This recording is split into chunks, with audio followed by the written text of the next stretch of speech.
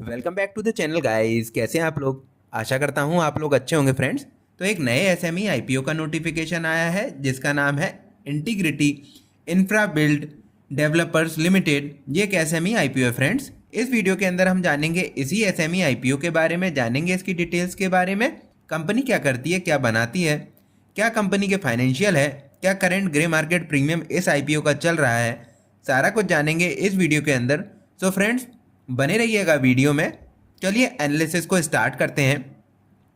So friends जो ये IPO है इंटीग्रिटी इंफ्रा बिल्ड डेवलपर्स, ये ओपन होगा 13 मई 2025 को, क्लोज होगा 15 मई 2025 के दिन। इशू प्राइस आपको देखने को मिलेगा 100 रुपीज़ पर शेयर का। लॉट साइज रहेगा 1200 शेयर्स का। वहीं पर फेस वैल्यू रखी जाएगी 10 रुपीज़ पर शेयर की। अब बात करें आईपीओ के टोटल इशू साइज की, तो वो आपको देखने को मिलेगा 12 करोड़ का, जो कि पूरा का पूरा फ्रेश इशू है। कोई भी ओएफएस या ऑफर फॉर सेल हमें इस आईपीओ के अंदर देखने को नहीं मिलेगा फ्रेंड्स, काफ़ी अच्छी बात है ये। अब जानते हैं फ्रेंड्स अदर इंपॉर्टेंट डेट्स के बारे में। तो सबसे पहले बात करें इस आईपीओ के अलॉटमेंट डेट की, तो वो रखी गई है 17 मई 2025 की। यानी आपने अगर आईपीओ में अप्लाई किया तो आपको अलॉटमेंट मिला या नहीं मिला ये पता चलेगा 16 मई 2025 के दिन। वहीं पर लिस्टिंग डेट रखी गई है 20 मई 2025 की। अब बात करें किस कैटेगरी में कितना परसेंट रिजर्वेशन रखा गया है। सो फ्रेंड्स रिटेल कैटेगरी में रखा गया 50% का रिजर्वेशन। वहीं पर अदर कैटेगरी के लिए रखा गया है, जो भी रिमेनिंग कैटेगरीज हैं, एचएनआई हो गया, क्यूआईबी हो गया, उनके लिए रखा गया है रिमेनिंग 50% ऑफ द रिजर्वेशन। अब जान लेते हैं प्रमोटर की होल्डिंग के बारे में। सो फ्रेंड्स प्रमोटर के पास जो होल्डिंग है अभी प्री आईपीओ वो है 99.99% की, और आफ्टर द आईपीओ ये घटकर हो जाएगी 72.09% की। तो वही कुछ आईपीओ की डिटेल्स। अब जानते हैं कंपनी की डिटेल्स के बारे में कि कंपनी क्या करती है। तो चलिए उसके लिए डायरेक्टली चलते हैं कंपनी की वेबसाइट पे। सो फ्रेंड्स ये हम लोग आ गए हमारे कंपनी वाली वेबसाइट पे। बात करें इंटीग्रिटी इंफ्रास्ट्रक्चर डेवलपर्स की, तो ये इस कंपनी का इनकॉर्पोरेशन हुआ था 2017 के अंदर। ये जो है वो क्लास एक सिविल कॉन्ट्रैक्टर हैं विद गुजरात गवर्नमेंट, यानी कि गुजरात गवर्नमेंट के जो भी कॉन्ट्रैक्ट्स होते हैं, है ना, चाहे वो बिल्डिंग से रिलेटेड हो, बिल्डिंग बनाने से रिलेटेड हो, या ब्रिजेस बनाने से, ट्रांसपोर्टेशन के लिए रोड, सड़कें या कैनाल, है ना, इरिगेशन के लिए कैनाल वगैरह बनाने के लिए हो, या रोड ट्रांसपोर्टेशन के लिए बनाना हो, जैसे कि कार्गो वगैरह शिपमेंट्स के लिए, तो कंपनी ये सारा कुछ काम करती है फॉर द गुजरात गवर्नमेंट। सिर्फ ये गुजरात गवर्नमेंट से रिलेटेड कॉन्ट्रैक्ट्स पे काम करती है फॉर द कंस्ट्रक्शन पर्पस, चाहे फिर वो रोड हो, इरिगेशन रिलेटेड हो, या बिल्डिंग रिलेटेड हो, ब्रिजेस हो, या ट्रांसपोर्टेशन रिलेटेड कोई भी सिविल कॉन्ट्रैक्ट वर्क हो। सो वो ये इंटीग्रिटी इंफ्रा बिल्ड डेवलपर्स करते हैं। और 31 मार्च 2025 तक इनके पास 20,000 लाख के कॉन्ट्रैक्ट्स थे। कॉन्ट्रैक्ट की वैल्यू के इनने सिक्योर कर रखे थे कॉन्ट्रैक्ट्स, है ना, उसमें से इनने अराउंड 4,000 करोड़ के 4,000 लाख के इनने जो है वो करके दे दिए थे, और बाकी 16,000 कुछ रिमेनिंग है। सो फ्रेंड्स बेसिकली ये गुजरात गवर्नमेंट के लिए इंफ्रास्ट्रक्चर रिलेटेड काम करती है, इंफ्रास्ट्रक्चर डेवलपमेंट का कंपनी काम करती है। सो फ्रेंड्स ये हुई कंपनी की डिटेल्स। अब चलिए जान लेते हैं कंपनी के फाइनेंशियल के बारे में कि कंपनी फाइनेंशियली कैसे परफॉर्म कर रही है। सो फ्रेंड्स ये मैंने लगा लिया कंपनी के फाइनेंशियल।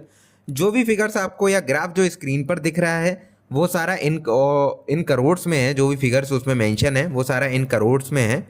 सो सबसे पहले बात करें इसके एसेट की, तो हमें कंटिन्यूसली ग्रोइंग स्टेज यानी कि अपवर्ड डायरेक्शन में जाते हुए दिख रहा है।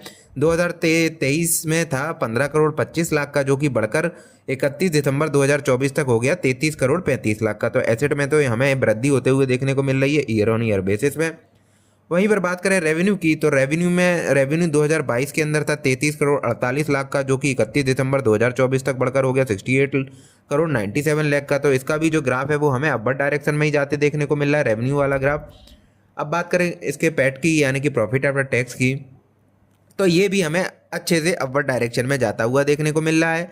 2022 में ये प्रॉफिट करते थे सिर्फ 30 लाख का, जो कि 2023 में फिर ये फ्लैटिश हुआ, है ना, 29 लाख का हुआ, 1 लाख का लॉस, मतलब लास्ट ईयर से 1 लाख कम किया।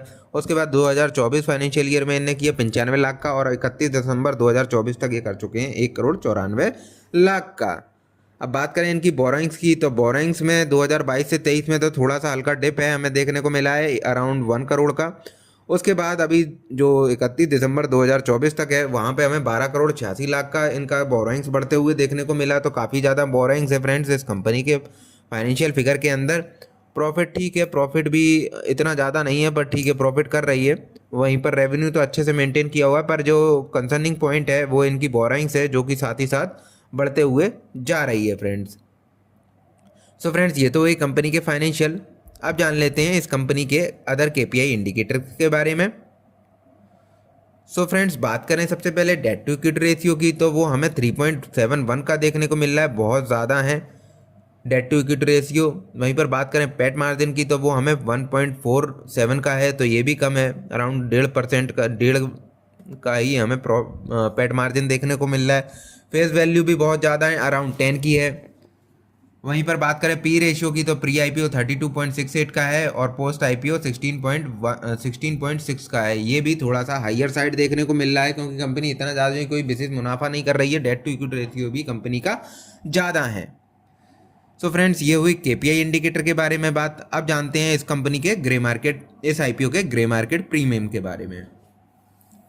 सो फ्रेंड्स, अभी इसके जीएमपी में कोई भी ट्रेड हमें देखने को नहीं मिल रहा है इसके अभी, इसलिए इसका अभी जो जीएमपी करंट है वो 0 है या नॉट अवेलेबल उसको बोल सकते हैं। सो फ्रेंड्स, अब आते हैं हमारे फाइनल क्वेश्चन पे कि हमें इस आईपीओ के अंदर जाना चाहिए या नहीं जाना चाहिए। सो देखिए फ्रेंड्स, सबसे पहले मैं बता देता हूँ, for the listing in purpose you can go if the GMP goes above 40 to 50%, otherwise you can definitely avoid this IPO for the listing in purpose। और जहाँ तक मुझे लगता है फ्रेंड्स, इसका GMP 40 to 50% का जंप नहीं दिखाएगा। अब बात करें लॉन्ग टर्म के लिए कि अगर अप्लाई करते हैं और मिलता है तो लॉन्ग टर्म में रख सकते हैं या नहीं रख सकते, तो देखिए फ्रेंड्स, बात करें इसके पॉजिटिव पॉइंट्स की, तो कोई भी OFS इसमें देखने को नहीं मिल रहा है। और जो रेवेन्यू है वो कंटिन्यूसली ग्रो होते हुए देखने को मिल रहा है, साथ ही साथ प्रॉफिट आफ्टर टैक्स भी ग्रो होते हुए हमें देखने को मिल रहा है।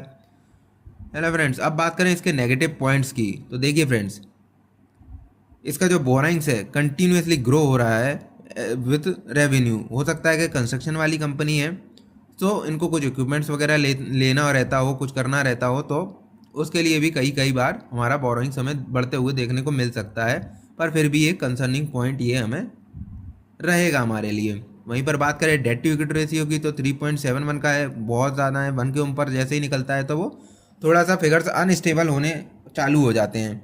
बात करें पेट मार्जिन की, तो वो भी नेगेटिव, मतलब नेगेटिव नहीं है, काफ़ी कम है, 1.47 का है। Price to book value high है, और जो पी रेशियो जिस वैल्यूएशन पे ला रहे हैं वो 16.6 का है। थोड़ा कम वैल्यूएशन पे लाते तो और ज़्यादा लुक्रेटिव होता, पर इस वैल्यूएशन पे लुक्रेटिव नहीं है, क्योंकि बाकी पैरामीटर्स भी काफ़ी हाई हैं इस कंपनी के। सो फ्रेंड्स, जो मेरा पॉइंट ऑफ व्यू है इस आईपीओ को लेके वो अवॉइड का है। आप इस आईपीओ को अवॉइड कर सकते हैं। ये कोई भी बाय सेल रिकमेंडेशन नहीं है फ्रेंड्स। बाकी आप अपने फाइनेंशियल एडवाइजर से सलाह जरूर लीजिएगा before going to any IPO. ये सिर्फ मेरा पॉइंट ऑफ व्यू है कि आप इस आईपीओ को अवॉइड कर सकते हैं। सो फ्रेंड्स, इस वीडियो के अंदर हमने जाना integrity infra build developers limited SME IPO के बारे में। So that's all for today guys. Thanks for watching the video. Please like the video and subscribe to the channel. Thank you.